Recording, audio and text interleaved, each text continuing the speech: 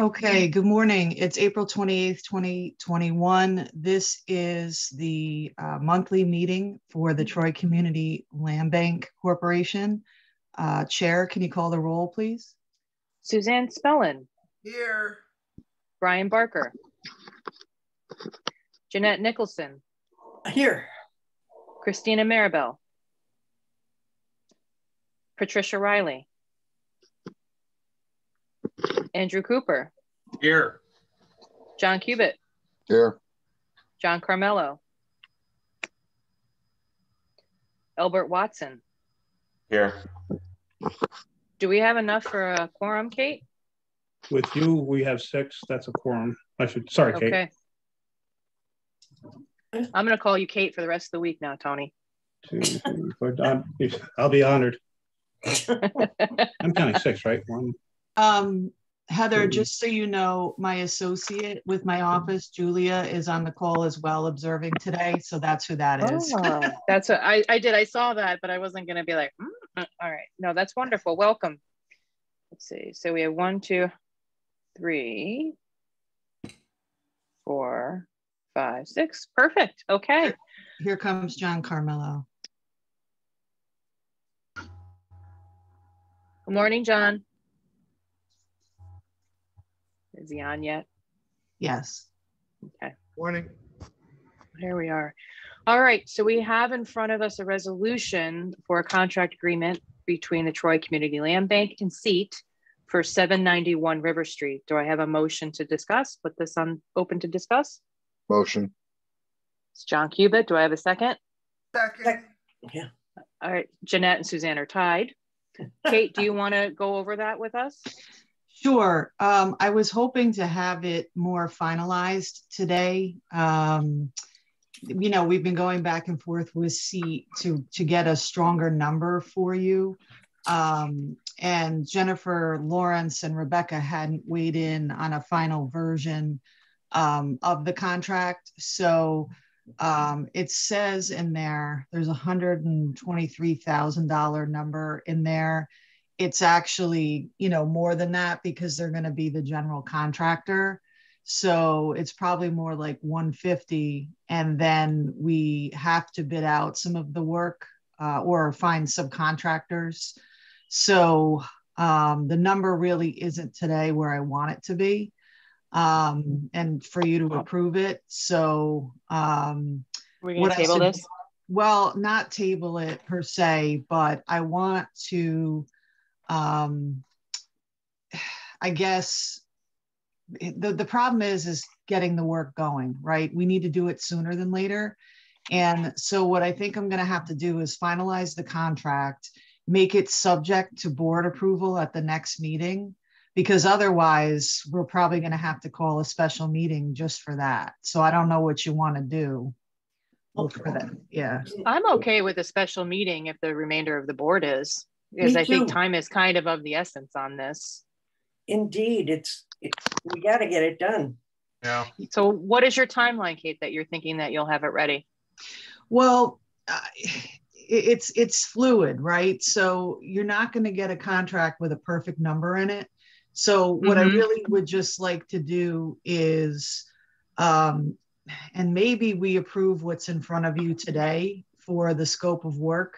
And then I'll amend it, and then, you know, with the numbers, and then we'll come back and we'll do it. That's an option as well. But, you know, I wouldn't be rushing through this if we didn't need to start work. Do you know what I mean? So, sure. And quite frankly, until we know what subs we need and what quotes we have from them, I'm going to have to come back to you anyway, right? Because we won't have that for a while. So, right. Well, so do you want to prove what's in front of you, and then I'll come back with the amended? I mean, we're probably looking at what, Tony, 2 something total? I think it was 220, 230. Yeah, somewhere around there. I think, and considering all the information that we have, all the cost estimates, just in the process of estimating the damages, I feel like we're already very well informed. Let's see here. you know, what you would be approving today is the scope of work that SEAT is going to perform itself, right? So that Right. $123,000 is for them to get in there and do their work. In addition to that, we're going to add general contractor fees, which was somewhere around $26,000, I think George said, so that they can help us procure the contractors and also manage them. So that's kind of a phase 2 anyway. You know what I mean? All right. Yes. So I can come back with that once it's more firm. Does anybody have any questions for Kate or Tony on this? And if not, do I have a motion to approve as Kate suggests? I'll make the motion. I'll second. Okay, all in, let me go read down. Suzanne Spellin. Aye. Jeanette Nicholson made the second. Andrew Cooper. Aye. John Cubitt. Aye. John Carmelo. Aye. Albert Watson. Aye. Can you do me a favor? Can you just tell me what is SEAT and what do they do?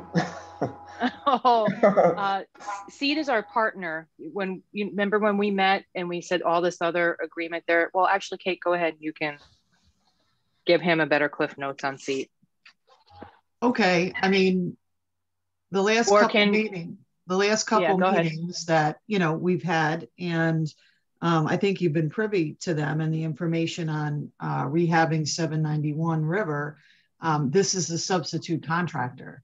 And we have a co-development agreement with them to finish the project. It's just that simple. Okay. Well, then there's the other part of SEAT, which is they provide us with organizational support. So they're kind of I think that's what's confusing me, because I know you talked to me about something else that they did. I didn't. Okay. So they do. They play 2 roles. Okay. All right. Okay. Okay. All right. So all in favor? Aye. Any opposed? All right. Next in front of us, we have a resolution, a change order for Bobo Construction for 11 Winnie Ave. I'm going to make a motion to put this on the table for discussion. Motion. All right. So, I'll lose my voice again. So this is a $12,500 change order to stabilize the back foundation wall and do some other work as it relates to the two decks and stairways on the back of the building. This is the change order that we've been waiting for weeks and weeks for Russ Reeves to get into the city. So this will be the last element of work on 11 Winnie. And once that's done, we should be able to put this on the market and hopefully sell it for a good price relatively quickly. Okay. Does anybody have any questions? So this was we weren't surprised by this change order. We were just waiting for details. Is that the? We were surprised that there was the need when they demolished the old back porch. That's when the bad foundation revealed itself. So that part was the surprise, but it has kind of been lingering. The remedy to the surprise has been lingering for Reeves to finish his engineering work to get into the city. And what is it that we're doing? I'm curious. What's the repair? It's on the back end of that resolution. Is it? I'm sorry if I'm. That's okay. No, that's okay. I can describe it. Yeah. It's essentially removal of the back wall, and the 2 quarters of the back wall. You know, so the two sides and the back, and rebuilding. I believe rebuilding the foundation footing. So the footing, just take the whole thing's coming out, basically the whole back side. Yeah, and slight amendment to how the back decks were going to be constructed as a result of the need for this. Yeah. All right, just curious. I'm sorry I missed that. I do see there's a few details there at the end. Okay, Andrew, it's hard not being together and this with the Zoom and all the emails, and it's it presents a challenge, but all right, let's see here. So much of the resolutions and stuff are boilerplate. I often am like skimming through trying to find what actually I should pay attention to. like where's the meat? Yeah, where's the meat? Where's the beef? Generally, that's in the attachments that no one reads. Yeah, yes. No, it's true. The honesty, I love it. Sometimes I only scroll so far. I'm like, oh my God, it's 15 pages. Why? All right.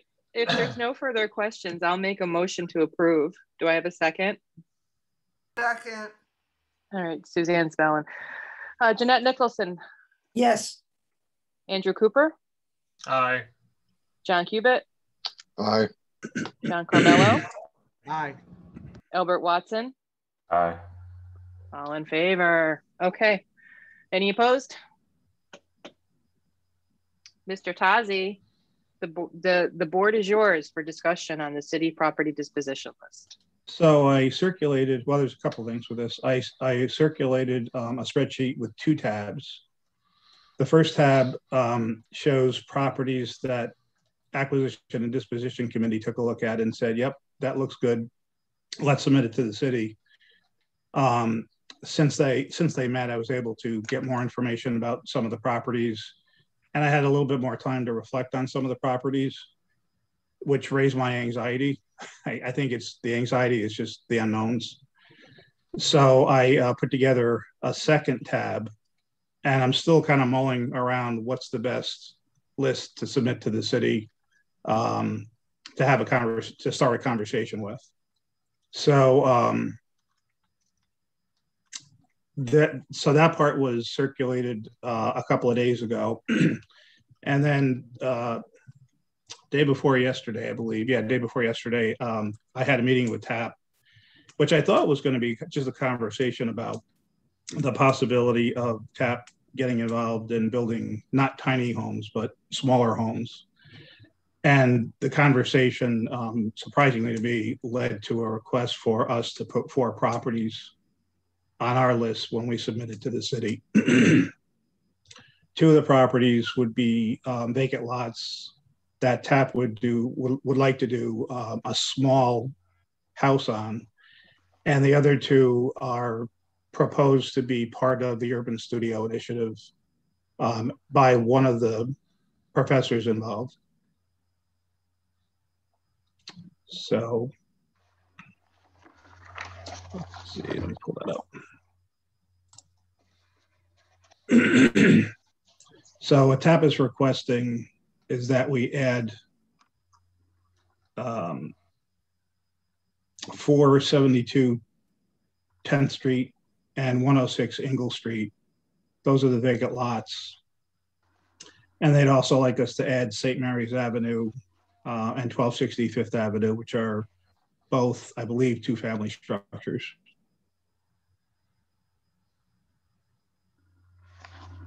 So I was kind of looking for guidance from the board as to how, as a group, everyone felt about the original list versus the revised list.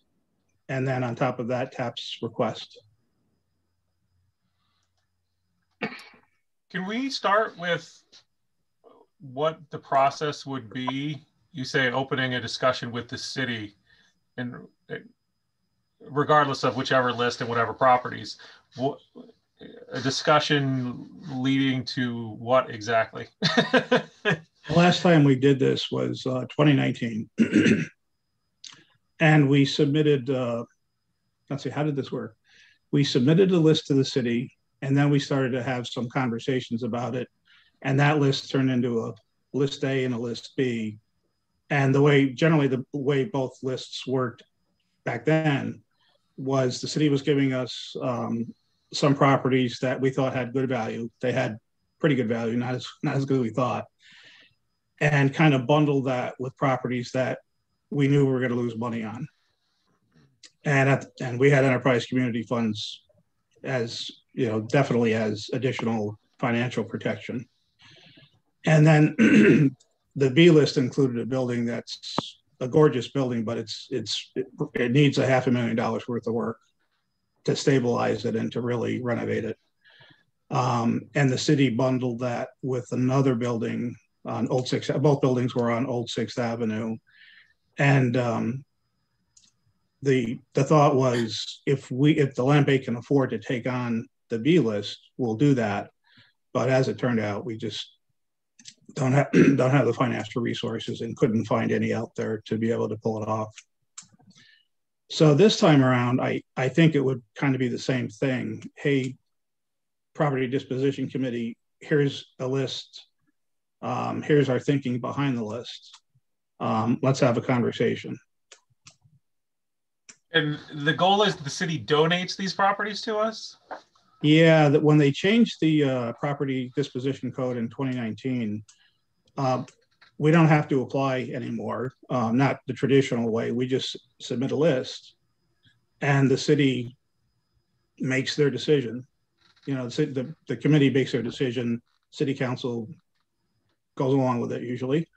And we receive these properties at $0. So our costs for acquisition are simply closing costs, which runs a lot less than $1,000 a building.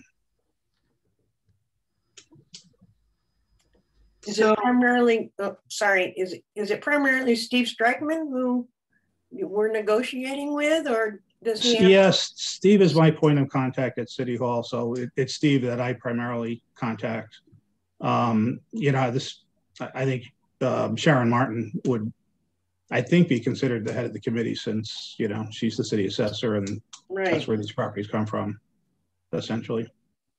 So, and I'm not sure all of who's on the committee. Yeah. Eric Ferraro, I believe, is on the committee. The code guy? I think he is. I could be wrong. So just if you're interested, I can walk you through a scenario, you know, about what this might look like, you know, on paper, that I've done in the past is, you know, and going back to my point of what's in it for you. Hold on, Suzanne got kicked out. Okay. What I've done in the past with things like this, if the board wanted, you know, to work with TAP and see where this goes, you could enter into an option to purchase agreement, very similar to what we've done with Beacon, where we will acquire it, but TAP has to pay, you know, either an upfront fee or the something, you know, that's equal to the cost of maintenance of the property and the administrative cost to managing all of this. And then, you know, it would be open for a period of X time. The only concern with that, and we could put additional language in an option agreement, is that, you know, let's say we get to the end of 2 years and TAP decides, nope, we're not moving forward. So then we're kind of stuck with 2 vacant lots we might not be able to sell. So I think you have to consider, you know, with these lots, could you sell them or could we have an alternative purpose? Or in the option agreement, we can make it more of an option and holding agreement where we'll hold it for a certain period of time called the option period. And if TAP does not exercise their right to purchase within that time period, whatever it is, then the drop dead date, they have to buy it, right? So we can hold it for them as long as possible. But, you know, my only concern, you know, on a legal end is you're holding it for 3 years and then they say, you know what, nah, you know, so you know, that's kind of what that would look like and what you need to think about. So I just put that out there. Barb Delson's request was essentially for the land bank to hold on to the properties to give them time to do their due diligence. So yeah. I think she was thinking something in terms of about a year. I don't think it should take that long, but that's what I thought I heard her say. Well, again, it's no problem holding a property for really any length of time, provided, you know, we're still here. But the real issue you want to really decide is, if they don't buy them, what then? You know what I mean? Yeah. No, I agree with, yeah, go ahead. Well, I was just going to say, I don't think we should wind up being responsible for them. I mean, holding the bag, so to speak, if TAP doesn't follow through. There would always be a risk of that, though, or at least they think so. Otherwise, they wouldn't be asking us to incur that risk. Yeah, on their behalf. Yeah, they're concerned. I mean, and sure, you would always be concerned that something could come up with the properties. Well, TAP isn't designed to hold property either. You know what I mean? And to be, sure. Yeah. You know, a property owner, there's liability. You know, that's what we do. So, you know, I get it. There really would be no other reason they would really even need us. But they probably figure, you know, if they made an application to the city, maybe they've got to pay something versus, you know, getting it from us at a lower, I don't know. But, you know, those are the things you need to think about. And, you know, we can put something in there that, you know, we'll hold it for X, but you got to buy it. Because otherwise, what would we do with it? Would we be able to get rid of it? Right. Tony, aren't several of the properties that are on their list dedicated to the RPI program? Two of them are 8 St. Mary's Avenue and 1260 Fifth Avenue, Brian. And then the 2 Park Avenue, right? Wasn't that on their list too? Well, there's a bill. 17 Park Avenue is a building. Oh, it's a different. Yeah, property. 7 Park Avenue is the one that we currently own. That's slated for demolition. Yeah. To enlarge that development area. Yeah, I guess I'm remembering the email wrong. I thought it was like 7 and 9 Park Avenue that she had on her list. A lot of folks are getting 17 and 7 confused, so it's understandable. Yeah. So I don't have any reservations about preserving properties for the RPI program, just to get that, you know, moving. Personally.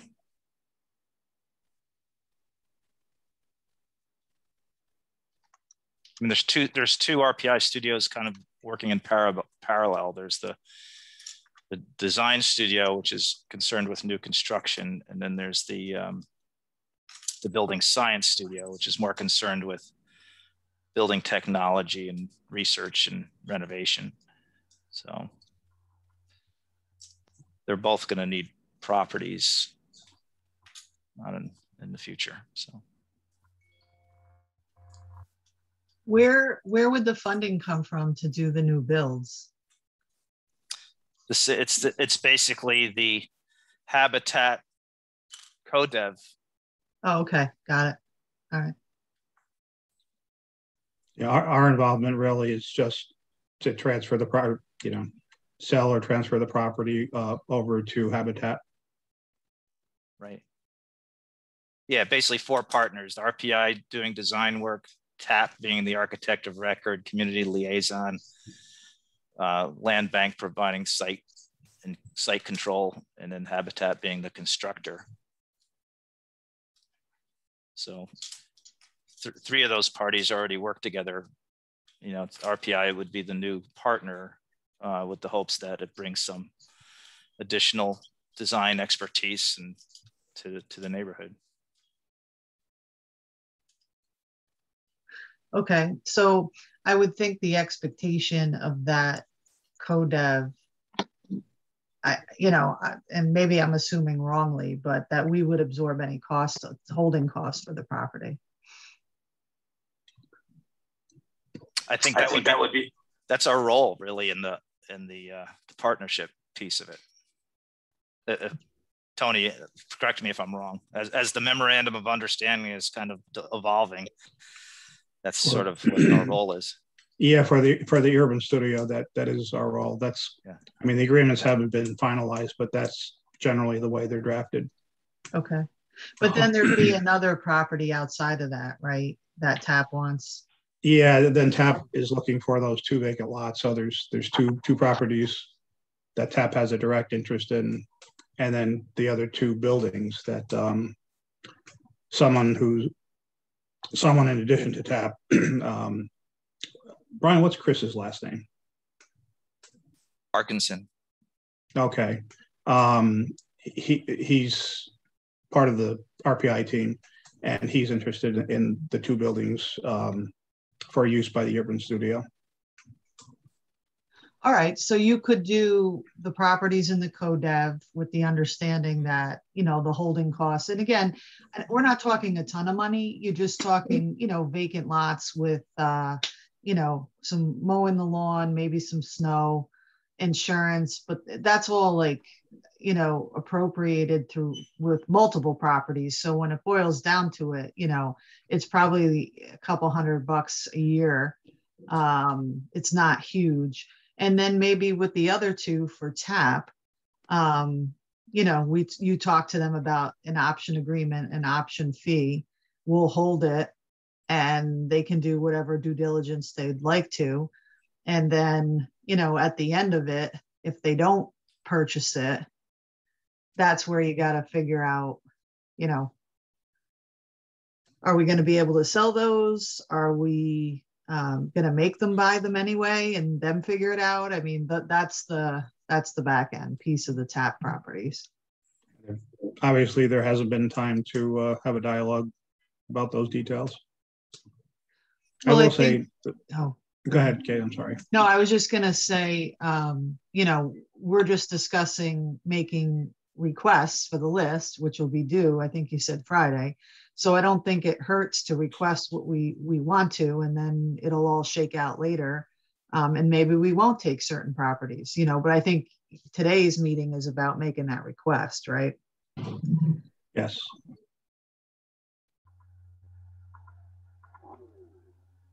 Yeah, if our request isn't leading to any level of commitment with any party, then why not? Like, at least take the next step.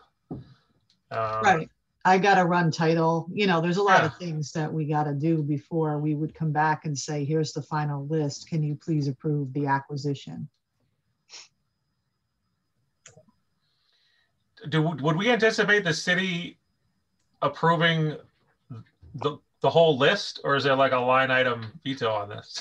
Like, we got your list, but here's a different list. Like, I mean, is that how this would proceed? Well, like I said, it's kind of a conversation. The last time it was a bundle scenario.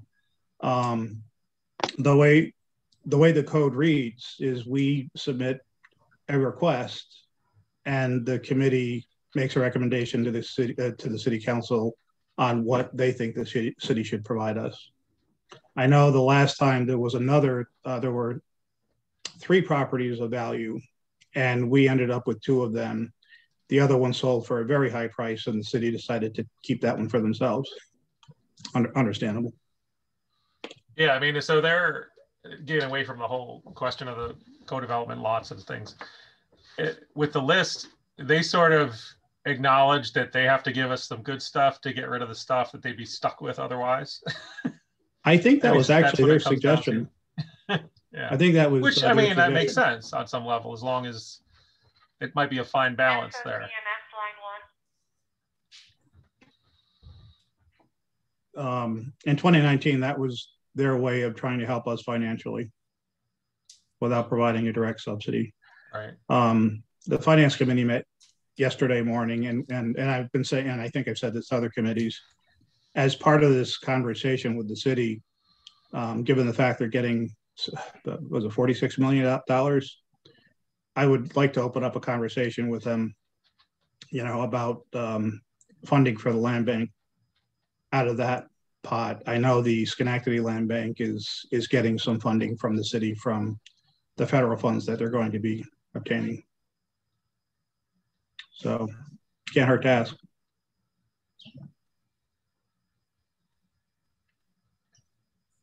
Yeah, I mean, why wouldn't we ask for everything? Like, I mean that seriously. Like, we should ask for as much as we could possibly manage. We don't want to overextend our own resources, right? So, but yeah, unless we're going to offend people and damage the relationship, and maybe that could happen too. Like if they think we're overstepping. I think they're fine because they understand the process. I'm talking about the city, and then we'll have further to go. They'll try to be fair. Yeah.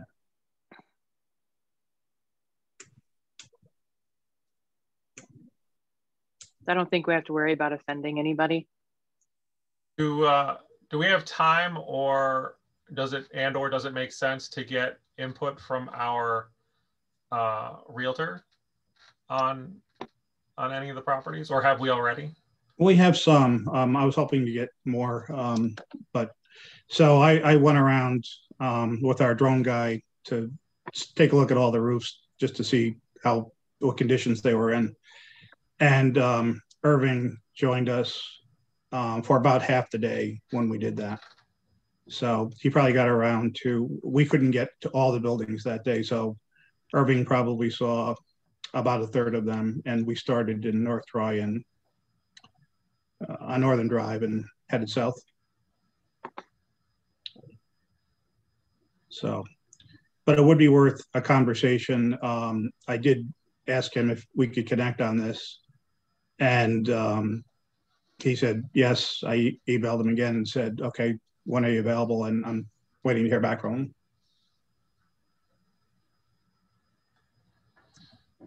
Okay. Well, I'm in agreement with what Andrew said too. Just let's see what we get, and then we'll make decisions from there. Okay. Anybody else have any feedback? I agree as well. I think we should ask for whatever we can get. This is both the city and the foreclosure list. You know, the funds and the foreclosure list. Okay. And I think it would be a good thing to, if the thing with TAP worked out, I think that would be great for us in terms of a you know, public relations publicity kind of thing as well. I actually think it would help improve what our list looks like when it goes to the city, just because it shows partnership. Yeah. Okay. So Tony, did you want to make an announcement on the board retreat unless there's any further commentary? John, I think you had to scoot out early before we got to this. John Carmelo.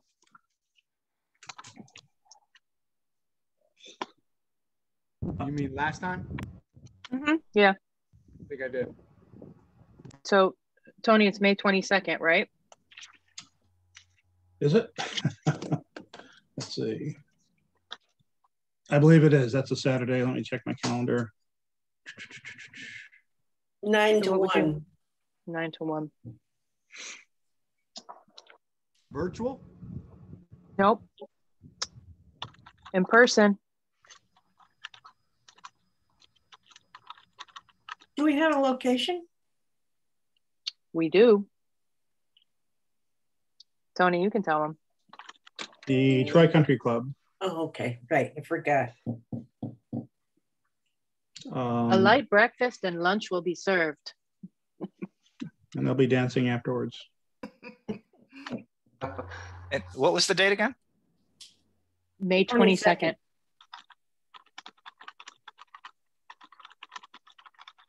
May 22nd. And what were the times? 9 a.m. until 1 p.m.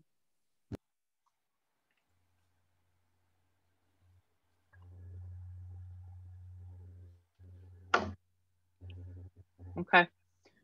So the committee reports. Oh, Tony, I'm going over the, go ahead. Can I back up just one item? I just wanted to make sure everyone received the email that contained the annual disclosure form that the city requires. Yeah, it's required by the City Ethics Committee. I think it's due I want to say May 7th. And it's different this time. It requires, well, it doesn't require, it requests electronic signatures and, you know, just email it back tomorrow. Okay, thank you. Sure. Did everybody get that email from Mara? Yes. Yep. Yep. Yeah, I got it. It's pretty easy to fill out. At least it was for me. Got it. I got it here.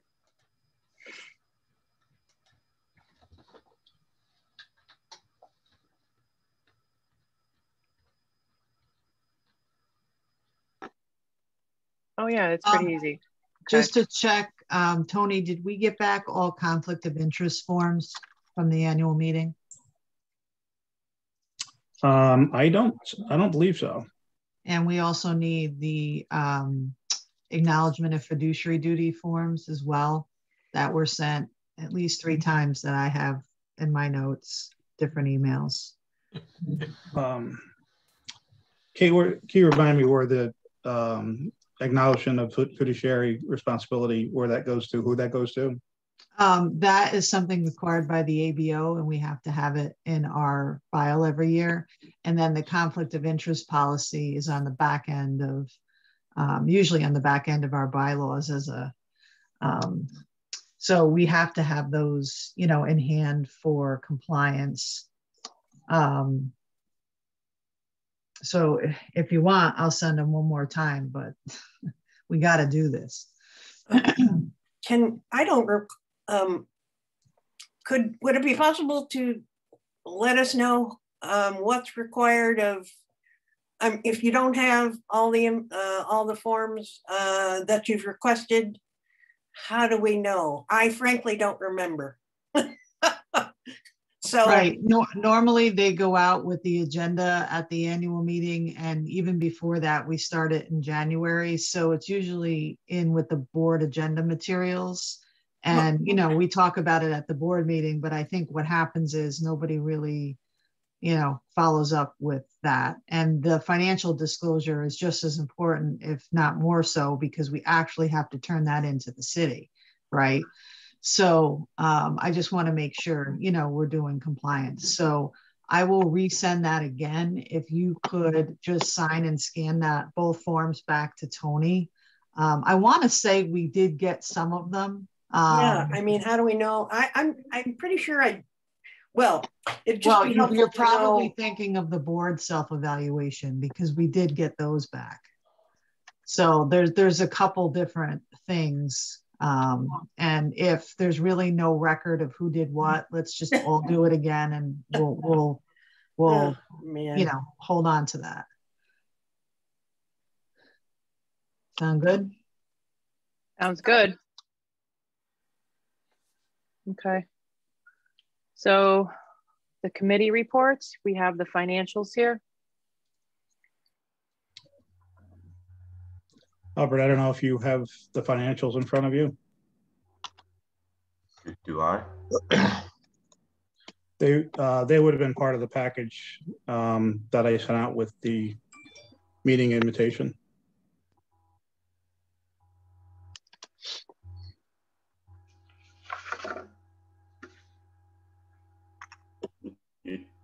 Are you asking me?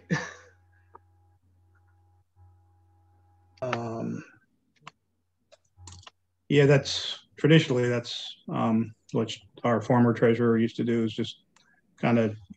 Tony, why don't you go over it and show and kind of so Albert sees what Sharon kind of.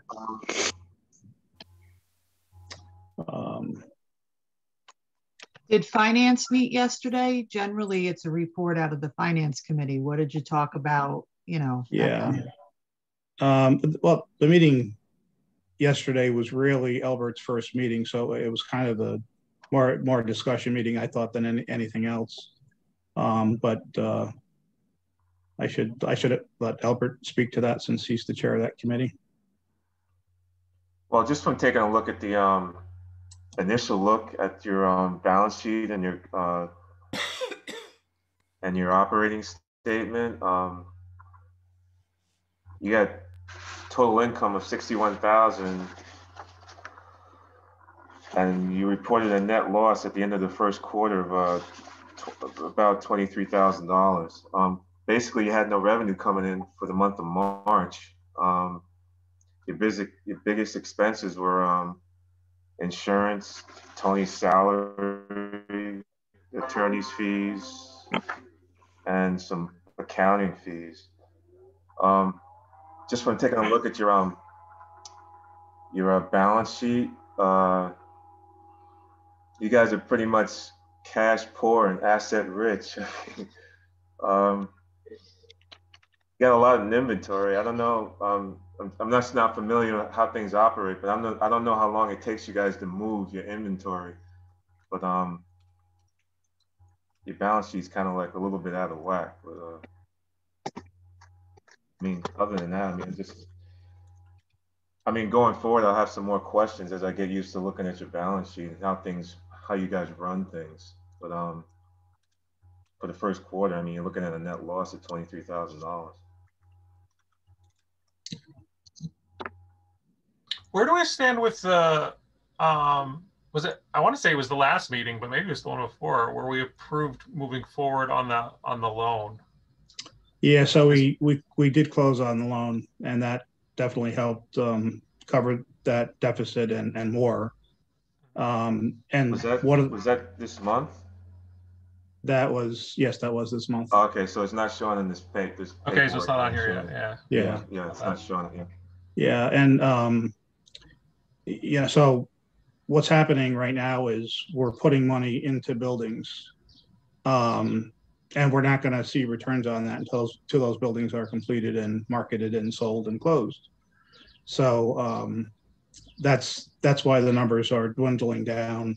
And another factor in that was in my last quarter, and I think I've said this before to everyone, when I submitted my last quarterly report to Enterprise Community, I did say we'd like a disbursement sooner than later because we're kind of running into a cash flow issue. And the response was, well, I'm not going to give you what I normally would give you for your next quarter's advance. I'm only going to give you what you have unpaid invoices that you can show me. So that left us with having to come up with money out of thin air, which is why we needed that loan. So we can keep moving the projects forward so they can get on the market. And, at some point we get proceeds from them. And I'm talking to Tanya right now with this quarter's report. And I think she understands the ramifications of her decision in the last quarter. So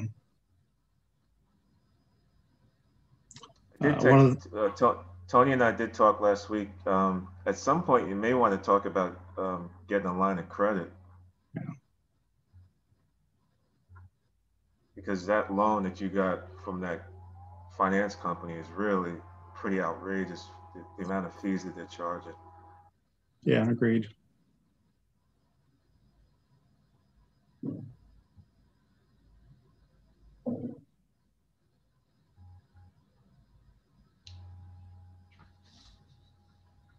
But that's pretty much all we talked about. Just getting the overview. We had to tell Albert about all the different acronyms. Yeah, I need to. Yeah, I'm seeing a lot on these reports. I'm seeing a lot of acronyms, and I don't know what they mean. Yeah, so that's another thing. Yeah. I still don't. All right. Is there anything else? Is there any questions or anything?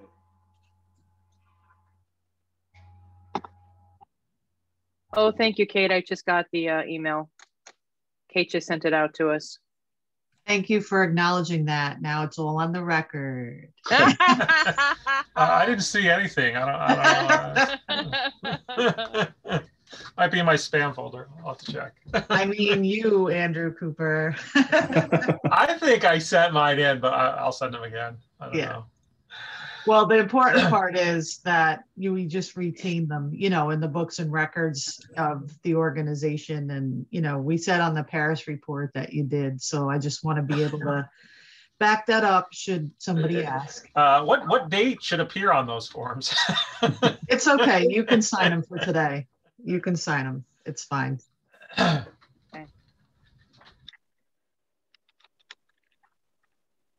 All right. If there's nothing further, I'll make a motion to adjourn. I just have a dumb question. Suzanne.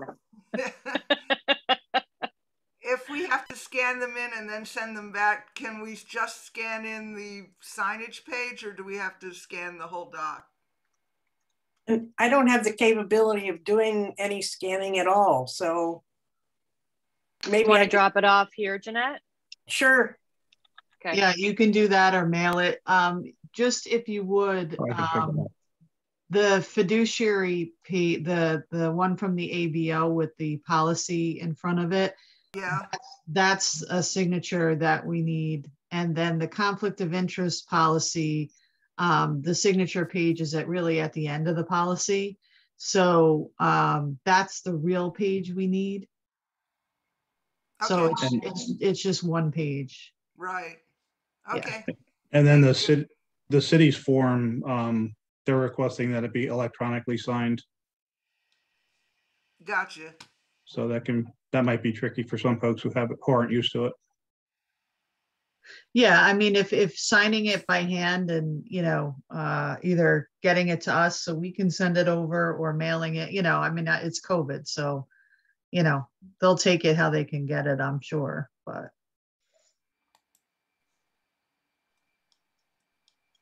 Okay. This way we get to see everybody that stops in and says hello. Person. All right. I'm going to try this again. I'm going to make a motion to adjourn. I'll second. All right. Everybody have a great week, and we'll see you soon, hopefully in person on the 22nd of May. Thank you. Thanks, everyone. Thank you. Enjoy the day. Bye-bye. Bye-bye.